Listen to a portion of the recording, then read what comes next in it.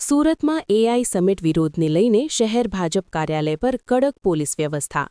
સુરત શહેરમાં સુરત કોંગ્રેસ દ્વારા આપત્તિ સંકેત મળતા શહેર ભાજપ કાર્યાલય પર પોલીસ દ્વારા કડક બંદોબસ્ત ગોઠવવામાં આવ્યો હતો.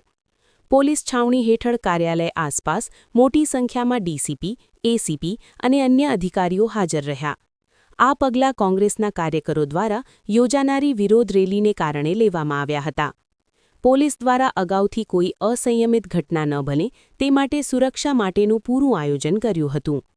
પોલીસે સંકેત મળતા અટકાયત તથા નાકાબંધીના પગલાં લીધા હતા. આ કાર્યશાળા અને રસ્તાઓ પર કડક પોલીસ દેખરેખથી શહેરમાં શાંતિ અને કાયદાનું પાલન સુનિશ્ચિત કરવામાં આવ્યું છે. પ્રજાસત્તાક સુરક્ષા માટે પોલીસ પ્રભારી દ્વારા લેવાયેલી કાર્યવાહી. શહેર ભાજપ કાર્યાલય અને આસપાસ વિસ્તારોમાં પોલીસ ગોઠવણ, કાર્યકરોના સંકેતોને આધારે અટકાયત, ડીસીપી, એસીપી સહિત અધિકારીઓની હાજરી, શાંતિપૂર્ણ વાતાવરણ સુનિશ્ચિત કરવા નિયમિત પેટ્રોલિંગ. સુરત પોલીસ પ્રશાસન દ્વારા જાણ કરવામાં આવે છે કે શાંતિપૂર્ણ અને કાયદેસર રીતે જ કાર્યવાહી કરવામાં આવી છે અને કોઈને અવિશ્વાસનો સામનો કરવો નથી.